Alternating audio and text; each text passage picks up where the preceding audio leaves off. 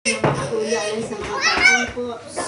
Abla sa biday niya. Amahan niya langit noon sa makausa. Nagapasalamat kami kaning balitak na sa kautuhan. Salamat kay Ginoo sa lula ni Gigal nga diin gitagaan po niya og kanang pasidunggan niya po Ginoo ang adlaw kawalikan. Bisan to dula diri ang mama Ginoo apan sa gihapon kami nagapasalamat nga ikaw nagapakamayo sa iyang kinabuhi. Lord, imo asigan nga buutan niya bata nga magdako ni siya nga dunay kahadlok diha kanimo.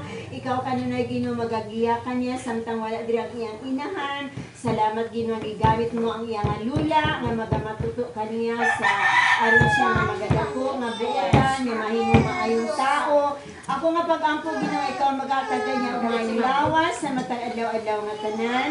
Ikaw maga-preserve siya nga kinabuhi, ilikay mo siya sa mga balatian. Bisan pa man sa inahan nga to sa laing nasud Ginoo ikaw sa magapanalipod kaniya, maga-preserve kaniya, ikaw magapahalipay kaniya bisan tuod nga wala siya diri sa birthday sa iyang anak, but Lord, niini nga kautuhon or kini nga orasa, mapil po niya Ginoo ang kalipay Ginoo.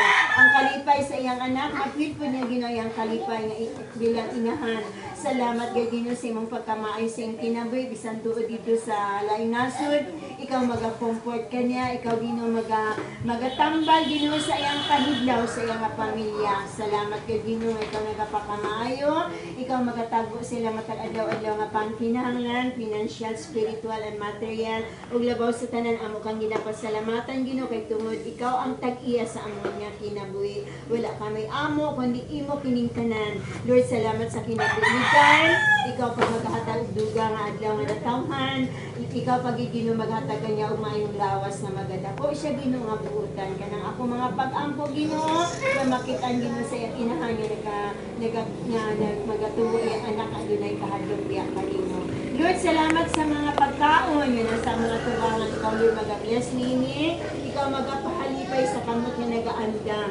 Lord, salamat kay Ginoo niining tanan among ginabalik ang himay tungod sa ngalan ni Ginoo Kristo. Amen. Happy birthday